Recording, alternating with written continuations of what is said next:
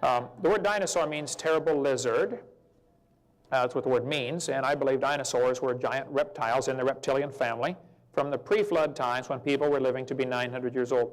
Dr. Cabrera, should be a C, here is holding human vertebrae found with dinosaur bones in Peru. Dr. Cabrera also has a lot of interesting evidence on dinosaurs and humans living together based on the Ica stones. I have 3 in my collection in Pensacola, Florida, 3 originals. About 50,000 of these stones have been found. There are 15 in the United States. Dr. Baugh, who you mentioned, has 1. Dennis Swift has 2. These stones clearly depict dinosaurs. The footprints you're talking about from Glen Rose, Texas, I've been there 3 times. The limestone layers there are pretty interesting. When it weathered, eroded rapidly in 1908 in the flood, a 2-foot layer of limestone was peeled off and moved downstream. About 20 miles, they found the fragments that were peeled off, some pieces as big as a van. Underneath were thousands of dinosaur footprints. So they made Dinosaur Valley State Park. It is still there today. It costs $5 to get in. Well worth going to see. Go in July or August, and you're probably going to have the river dry, and you can walk in the footprints much easier. During the 30s, in the Depression, the sandbags were set up to block off part of the river. It's not a very deep river, normally a couple of feet. And they pumped out areas, and they chiseled out large blocks of tracks to save them in museums. American Museum of Natural History got a large block of tracks and built a dinosaur on top of it. Here's Tom Pendley, the famous photo of him sitting in the dinosaur footprint. Roland Byrd is the one who was in charge of excavating the tracks in 1930. He was American Field Museum explorer. He said he saw clearly defined human footprints with the dinosaur tracks. 15 to 20-inch long human footprints.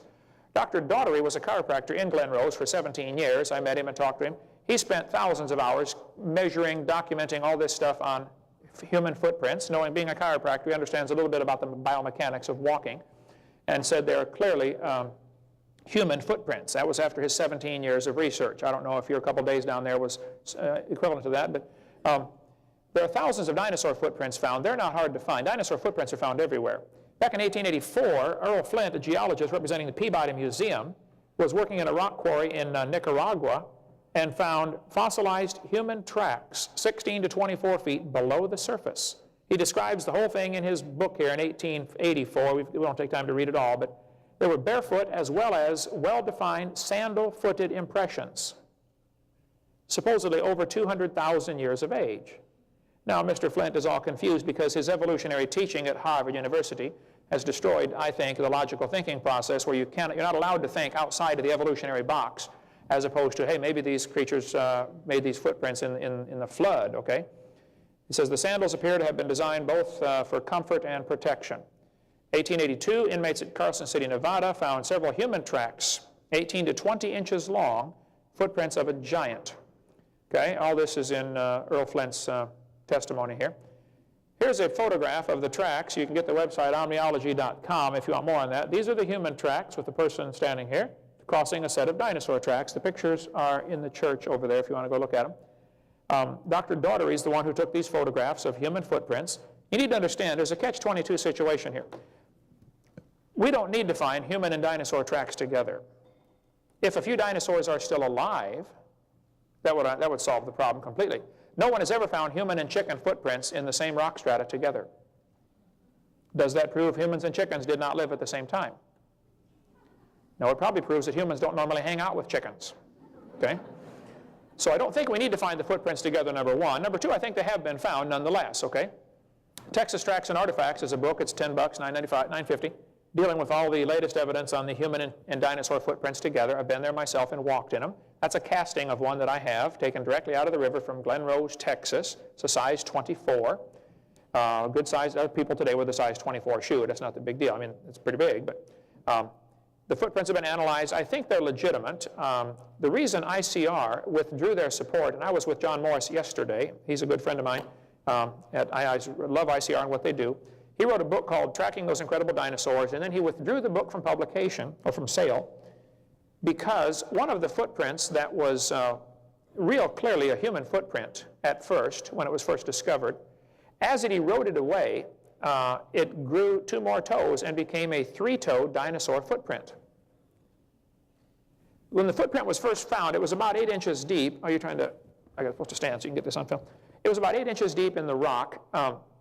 as the erosion destroyed it, okay, when it was first discovered, you could actually see the dermal ridges. That's the toes equivalents of fingerprints, okay? You could see them very clearly on the toes. This was obviously a footprint. But over the first 6 months or so, this begins to erode away once it's exposed, you know. You have a catch-22 situation. If you leave the rock and the footprint where it is, it'll be destroyed by weathering. If you take it out, the skeptics will say, how do we know you got it from the river? So, you know, if you take it out and put it in a museum to preserve it, now they don't believe you. And if you leave it there, it gets destroyed and they don't believe you. Because the bottom line is, they don't want to believe. Doesn't matter what you showed them, okay? So, one of the best footprints that everybody came and witnessed, and lots of folks have testified and written affidavits saying, look, I saw this thing, okay? It was there. As it eroded away, it became a dinosaur footprint, three-toed dinosaur track. And somebody said, well, maybe the center part that you thought was a human footprint 5 years ago was actually just a pad on the bottom of a dinosaur footprint. We don't know if they had pads or not, but maybe they did. Okay.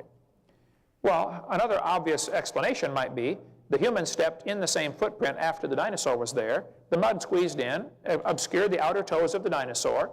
As it eroded away, it exposed those two toes that were there all along. So it was both footprints all along.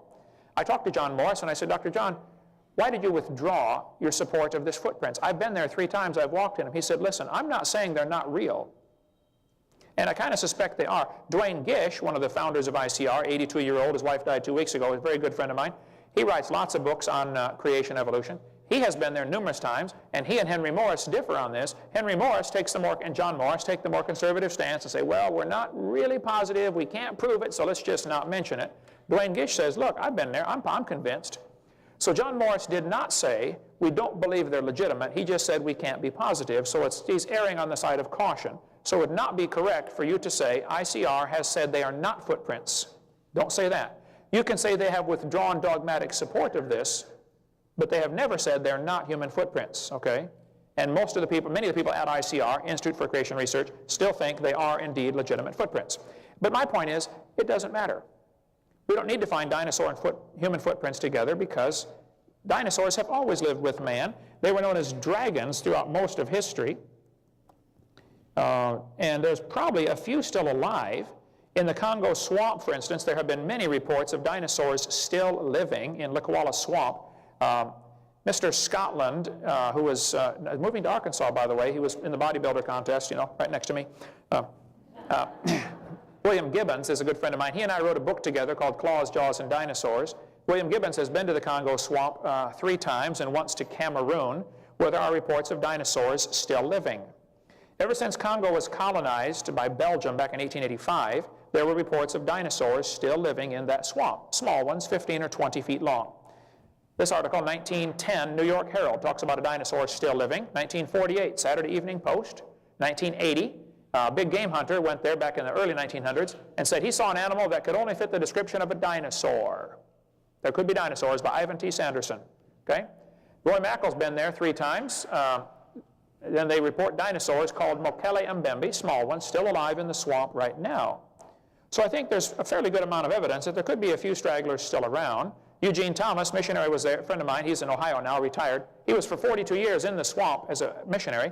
He said, oh yeah, I had 2 pygmies in my church that killed one and ate it. For sake of time here, since they're giving me the 1-minute warning, I'll just try a couple of other examples. We've got plenty here.